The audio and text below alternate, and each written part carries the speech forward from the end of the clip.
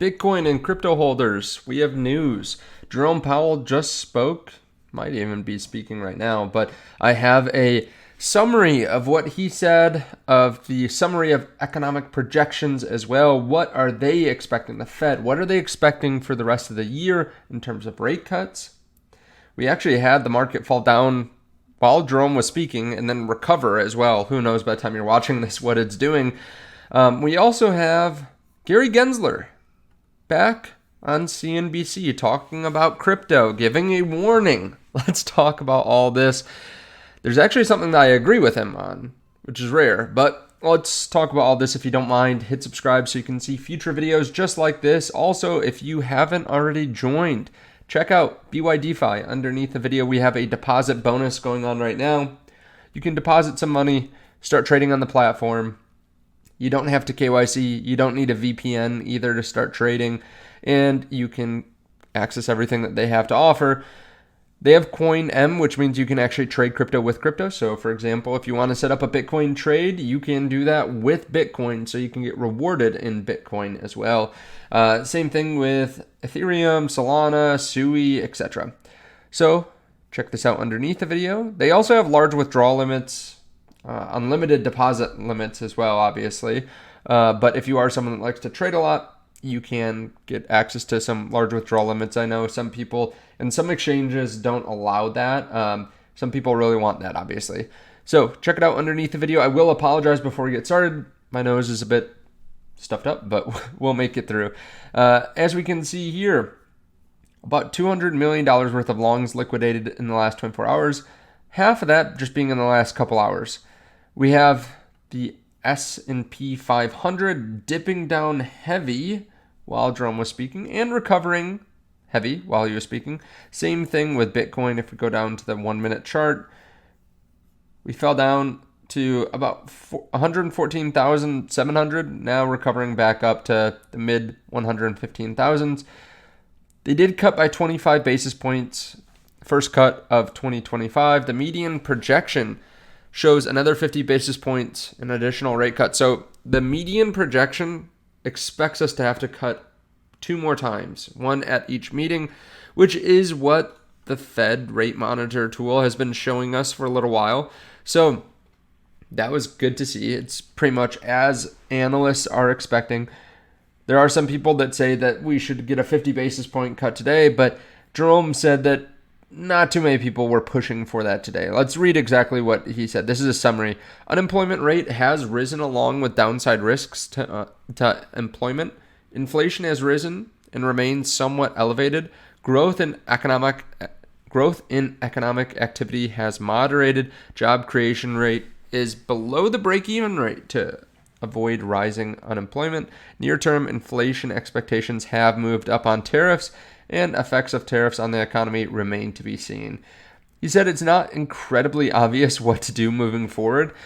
So the market fell down when he started because he didn't say that they were for sure cutting rates by 50 basis points. He said, basically, we don't know exactly what we're going to have to do going forward, which is what I expected anyways. I didn't think he was going to come out and say, yeah, we're definitely cutting by 50 basis points for the rest of the year. We'll even probably cut next year. No, he's going to say, we're going to take it meeting by meeting. We're going to take a look at the economic data that comes out. And yeah, I think that's exactly what should be expected, right? Like, obviously, we have the same numbers that they have for the most part. So we can see that there should be future rate cuts, that the economy most likely needs it, that job creation needs it as well. But he can't come out and say that because we don't want inflation to run away and then for them to have an issue trying to reduce inflation at the same time as they're lowering rates. That's what we don't want, right? We don't want them lowering rates for inflation to go sky high and then for stagflation to occur. Now, with all this in mind, Bitcoin's starting to recover. S&P 500 starting to recover a little bit, probably just realizing, hey, this is what was expected, right? Jerome Powell said exactly what a lot of people thought he would say. He's not coming out super dovish or super hawkish. It's a bit of a nothing burger, to be honest. Just like most of the meetings, we still have companies buying billions of dollars of crypto, so I wouldn't be too worried about all this day-to-day noise. The ETFs were strong yesterday. At least the Bitcoin ETFs were strong. $292 million worth of inflows. Ethereum ETFs actually saw a slight outflow. But look at this. Are you bullish enough? Funds and public companies now hold close to 12.5% of all Bitcoin. This is up from about 4% at the beginning of 2024. So it's tripled. Imagine it continues going up at this rate for the next year, 2 years, 5 years, 10 years. This is what happens. When this happens, we see the price goes up. So we're going to continue to see more and more accumulation, but there's less and less Bitcoin than ever. So yeah, the price is most likely going to continue going up. I would not be selling Bitcoin right now. I'm not selling Bitcoin, but of course you have to do your own due diligence. I will cut positions when we go up to new all-time highs, right? Levered positions. Let's see what Gary Gensler has to say about the market. The first half of this video is actually him talking about what Trump wants, which is companies reporting just twice every year instead of 4 times. I actually agree with what he said, which is that we should keep it at 4. I like looking at reports every 3 months. I think that's one of the great things about the U.S. financial markets is there is a good amount of oversight and good reporting. And because of that, people can trust the U.S. markets. People also do not get as worried when there's 3-month reports compared to if there are 6-month reports and then there's some fun on a company or something bad comes out about them. There's less certainty. So people would naturally sell off more often. I think there'd be more volatility in stocks, and I prefer looking at what they're doing every 3 months, to be clear. But let's look at what he says about the crypto market. The crypto community is ecstatic not to have you there anymore, and to have him there right now. What you did around securities and enforcement actions, and looking back on it, I mean, do you think that was the right call? Yes. I think because look, now we have this like burgeoning industry, and there's so much more innovation and leadership in the U.S. and a lot more capital coming into it. There may be more capital in terms of the interest in the public. The public is interested. I get that, but I took an oath of office. I also ran a law enforcement agency, and my predecessor, Jay Clayton, a very fine individual, ran the SEC. He's now the head of a law enforcement agency again up here in New York. Yep. Was bringing many cases in this field. Was bringing over his tenure about 80 to 100 cases. Over my tenure, we brought about 100 cases. We were consistently trying to ensure for investor protection.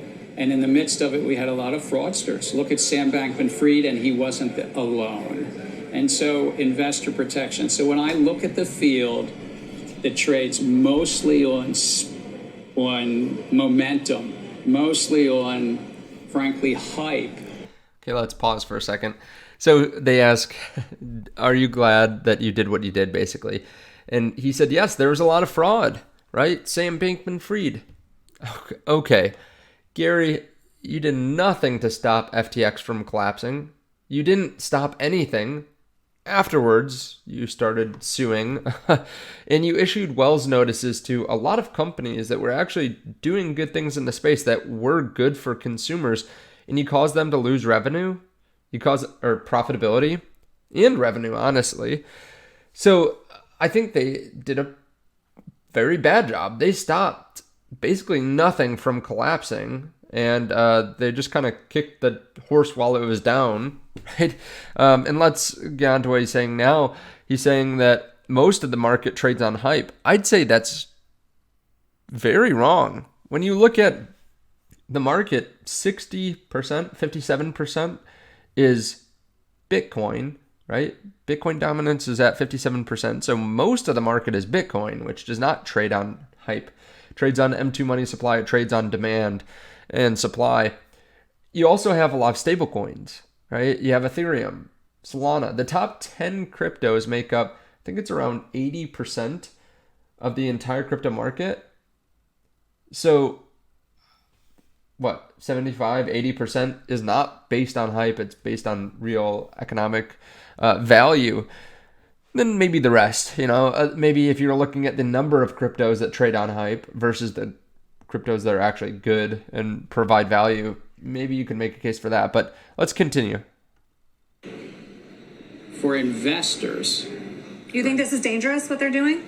I think that for investors, everyday investors, the 5 to 10% of Americans who invest in crypto, and it's hard to get the real, you know, but that it's a highly speculative, very risky asset. And in most of these tokens, put aside Bitcoin, but most of the other tokens are not tied to any fundamentals. And there's 5 or 10,000 of these tokens. Okay, he's got a lot of stuff wrong. There are a lot more than 5 or 10,000 of these tokens. There are millions of tokens now. And yeah, there are a lot that are volatile, but also people like to trade them, right? Most people, I'd say, now know what they're doing. They understand the risks of crypto. But of course, let me know your thoughts on this underneath the video. If you do want to trade crypto, like I said, if you do want to buy high quality assets, but buy them on a bit of leverage so you can get outsized returns, you can check out the link underneath the video to BY DeFi. There are also links to BTCC, BTCC, WEEX, BLOFIN. BLOFIN actually has a special bonus right now. Let me just go here. There we go. Okay, they have a special bonus right now with deposits and trading. And you can sign up and get lower fees for the first 30 days. So you can check this out. We lengthen this out, so I think it goes another week. Let me know your thoughts on all this underneath the video. I appreciate it. I'll see y'all soon. Bye.